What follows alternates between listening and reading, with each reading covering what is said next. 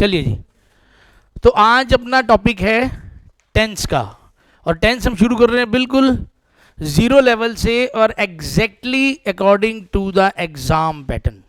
यानी हमें टेंस सिर्फ इसलिए नहीं पढ़ने की हेल्पिंग वर्ब मेन वर्ब पता चले, हम टेंस इस तरीके से पढ़ रहे हैं कि टेंस से रिलेटेड जितने भी एग्जाम में क्वेश्चंस आते हैं वो हम बड़े आराम से क्या है कर सकें। ठीक है, तो जो टेंस लोग 15-20 मिनट में कर लेते हैं उसे कुछ भी नहीं होता।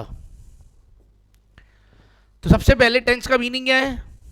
समय, काल। तो जब हम टेंस की बात करते हैं तो दरअसल हम ये बताना चाह रहे होते हैं कि जो बात कही गई है या लिखी गई है या जो बात हो रही है वो कौन से काल में हो रही है, प्रेजेंट में, पास्ट में या फ्यूचर में। बस, तो टेंस का मेन मतलब ये है कि जो भी बात हो रही है या जो क्रिया हो रही है वो हो कौन से टाइम में रही है, प्रेजेंट में, पास्ट में या फ्यूचर में। और ये चीज हमें पता कैसे चलती है, हमें कौन बताता है कि बात प्रेजेंट में हो रही है, पास्ट में हो रही है या फ्यूचर में हो रही है? इसका आइडिया हमें सेंटेंस में लगता किससे है? फॉर्म्स ऑफ वर्ब से। ठीक है जी, यानी वर्ब की फॉर्म से हमें आइडिया लग जाता है। तो थोड़ा एग्जांपल दे रहे हैं, अभी पूरा नहीं बता रहे। जैसे अगर V1 में बात हो रही है, अगर V1 लिखा हुआ है तो इसका मतलब गारंटी है, और ये V1 एलोन होनी चाहिए। V1 एलोन यानी अकेली, एलोन का मतलब विदाउट हेल्पिंग वर्ब।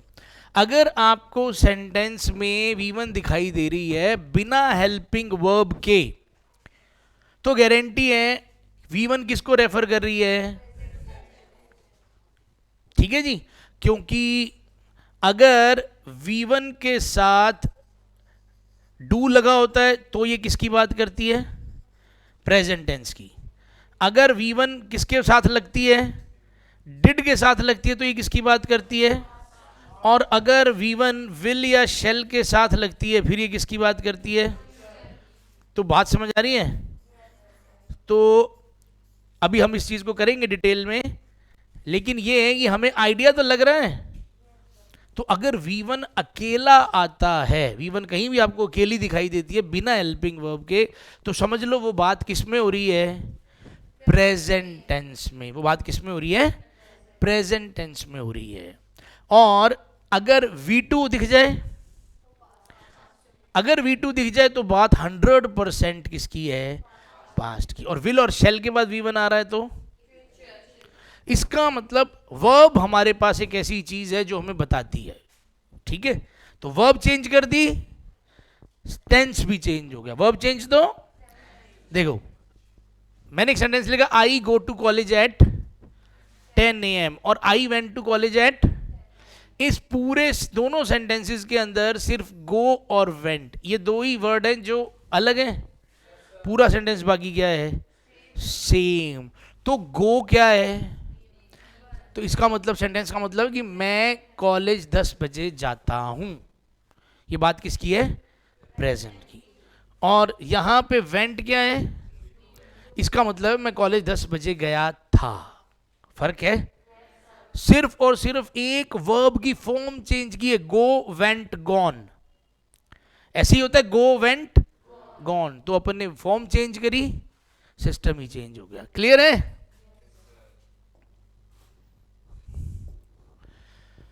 अब वर्ब के अंदर भी एक चीज होती है हेल्पिंग वर्ब और एक चीज होती है मेन वर्ब। अब इस कॉन्सेप्ट के लिए, इसके लिए भी सबसे पहले आपको एक चीज ध्यान रखनी पड़ेगी यहां पे, कि जब जब भी वर्ब की बात होगी तो हो सकता है वर्ब का मतलब सिर्फ क्या हो? मेन वर्ब हो, या हो सकता है वर्ब का मतलब हो helping verb plus main verb.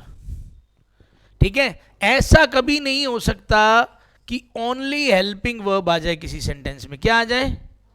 Only helping verb. ऐसा कभी नहीं होगा, या तो मेन वर्ब आएगी या हेल्पिंग वर्ब के साथ मेन वर्ब आएगी। क्लियर है ना? तो मेनली अपने को इन्हीं दो चीजों का ध्यान रखना है कि वर्ब जब आती है सेंटेंस में, या तो मेन वर्ब अकेली आ जाती है या अपने साथ क्या लेके आती है?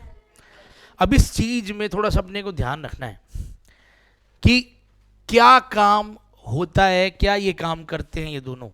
देखो, अब अगर मैं आपसे कहूं, अगर सेंटेंस में helping verb plus main verb आया हुआ है, तो हेल्पिंग वर्ब का काम है ये बताना कि टेंस कौन सा है। पहला काम इसका क्या है, हेल्पिंग वर्ब का बताना कि टेंस कौन सा है, बात प्रेजेंट की हो रही है, पास्ट की हो रही है या फ्यूचर की हो रही है। और दूसरा काम है हेल्पिंग वर्ब का बताना टाइप ऑफ सब्जेक्ट, जो सब्जेक्ट सेंटेंस में आया है वो कैसा है, यानी सिंगुलर है या प्लूरल है। दो ही चीजें, ठीक है जी। सब्जेक्ट के अंदर मेनली अपने किस चीज में डील करना है, सिंगुलर है या प्लूरल है, क्लियर है। तो मेन वर्ब क्या करता है फिर, मेन वर्ब का काम है ये बताना क्रिया कौन सी हो रही है, सेंटेंस में क्रिया कौन सी हो रही है, ठीक है जी, हो क्या रहा है मतलब सेंटेंस में। अब इसका मैं आपको एक एग्जांपल देता हूं। मैंने एक सेंटेंस लिखा, he is writing, he is writing a letter. वो एक पत्र लिख रहा है और मैंने कहा they are writing a letter.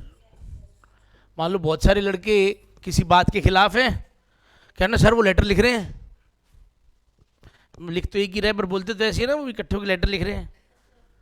अब यहां पे ये इज क्या है,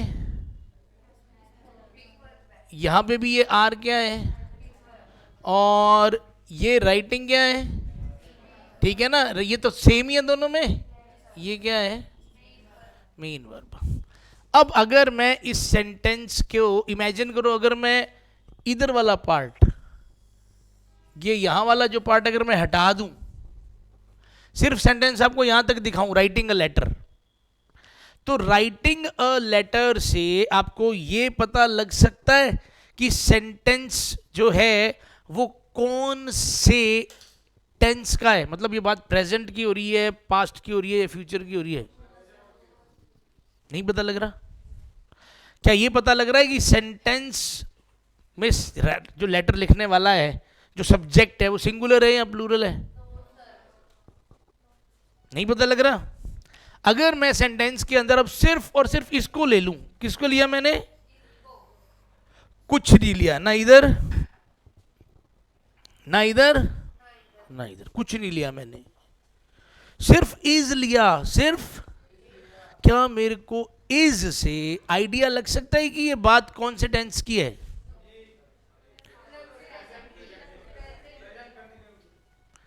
प्रेजेंट की, प्रेजेंट की। अभी सिर्फ इज से हमें यह पता लग सकता है कि ये बात किसकी है, प्रेजेंट की, क्योंकि इज के साथ जब V1 प्लस ING लगता है तब पता लगता है बात कॉन्टिन्यूस की है। अभी इतना पता लग गया बात किसकी है। अच्छा, क्या इज से ये पता लग सकता है कि सब्जेक्ट कौन सा होगा, सिंगुलर या प्लूरल। तो ये अकेला इज ये बात बता सकता है कि बात की जो टेंस है वो कौन सा है, टेंस प्रेजेंट है, और इसके अंदर जो सब्जेक्ट होगा वो क्या है। क्या यही काम आर भी कर सकता है। आर से हमें यह पता लग सकता है कि बात प्रेजेंट की है। हाँ जी। और आर से सब्जेक्ट का आइडिया कैसा लग रहा है,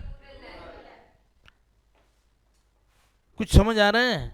अगर सेंटेंस में हेल्पिंग वर्ब और मेन वर्ब दोनों आ रहे हैं तो फिर टेंस कौन सा है और सब्जेक्ट कैसा है, इसकी जानकारी हमें सिर्फ किससे मिलती है, हेल्पिंग वर्ब्स। और सेंटेंस में हो, अब देखो अकेले इज लिखने से क्या मुझे यह पता लग रहा है भी सेंटेंस में काम कौन सा हो रहा है। अब वो किससे पता लगेगा, मेन। काम, क्रिया कौन सी हो रही थी, लिखने की, भी बोलने की, सुनने की, चलने की, खाने की, पीने की, तो क्रिया कौन सी हो रही है, लिखने की। क्या बात समझ आ रही है। तो तो अगर हेल्पिंग वर्ब और मेन वर्ब इकट्ठे हो, मैं बार बार अगर बोल रहा हूं, तो अगर का मतलब ये भी सेंटेंस में अकेला मेन वर्ब अगर आया हो, हेल्पिंग वर्ब उसके साथ ना आई हो, तो मेरे कहने का मतलब यही है कि अगर सेंटेंस में मेन वर्ब अकेली आई हो, हेल्पिंग वर्ब ना आई हो, तो फिर क्या होगा? अगर ऐसा होगा, यानी ऐसी सिचुएशन जिसके अंदर मेन वर्ब क्या आई होगी? अकेली। मेन वर्ब अगर अकेली आई है, उसके साथ हेल्पिंग वर्ब, एलोन का मतलब ही क्या है? ठीक है ना, एलोन का मतलब ही क्या है? अकेला। तो एलोन जब भी लिखा होगा, एलोन का मतलब मैं यही कहना चाह रहा हूं, विदाउट हेल्पिंग वर्ब। तो अगर सेंटेंस में मेन वर्ब अकेली आ रही है, तो अब सारे काम ये खुद ही करेगी। किस किस का? टेंस का, सब्जेक्ट का और एक्शन का भी। क्या एक्शन या क्या हो रही है? समझ आ गई? अभी बताता हूं। जैसे मैंने कहा दे प्ले क्रिकेट, वो क्रिकेट खेलते हैं। वो क्या खेलते हैं? क्रिकेट। वो क्रिकेट खेलते हैं। अब प्ले कैसी वर्ब है? V1। V1 कैसी वर्ब होती है? ये प्लूरल वर्ब होती है। तो इसका मतलब ये हमें पता है, दे कैसा सब्जेक्ट है? ये प्लूरल सब्जेक्ट है। तो प्लूरल सब्जेक्ट के लिए प्लूरल वर्ब ही आती होती है। तो V1 से हमें कई चीजें समझ आ रही हैं। पहली चीज, V1 में टेंस कौन सा होता है? प्रेजेंट। गुड। और V1 खुद कैसी वर्ब है? तो इसका मतलब अगर V1 से टेंस पता चल रहा है, तो V1 से ये भी पता लग गया भी सब्जेक्ट भी कौन सा होगा। और क्या हमें इस V1 से एक्शन भी पता लग रहा है? भी एक्शन कौन सा हो रहा है? खेलने का। यहां पे ये V1 3 काम कर रही है। किसका किसका? हाँ, तीनों ही काम कर रही है। अभी अगर मैं दे की जगह ही लिख दूं, ही प्लेज क्रिकेट, अब यहां पे ये प्लेज क्या है? जो कि सिंगुलर वर्ब होती है। सिंगुलर वर्ब आई है, इसका मतलब सब्जेक्ट पक्का गया है। तो क्या क्या चीजें आ गई? अच्छा, V1 प्लस एस भी गारंटी है। V1 प्लस एस की गारंटी है। टेंस क्या है? V1 प्लस एस की गारंटी है क्या? प्रेजेंट ही टेंस होगा। प्रेजेंट टेंस ही। तो टेंस भी हो गया, सब्जेक्ट भी हमारा क्लियर हो गया, क्या है? सिंगुलर। और एक्शन भी हो गया। ठीक है ना? ये खेलने वाला कुछ समझ आ रहा है? अगर मेन वर्ब अकेली आएगी तो फिर वो सारे काम अकेली करेगी।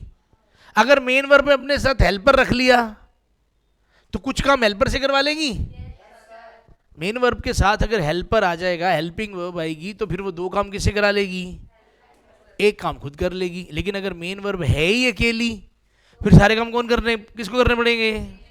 मेन वर्ब को ही। कुछ समझ आ रहा है? ठीक है, तो फिलहाल आज के लिए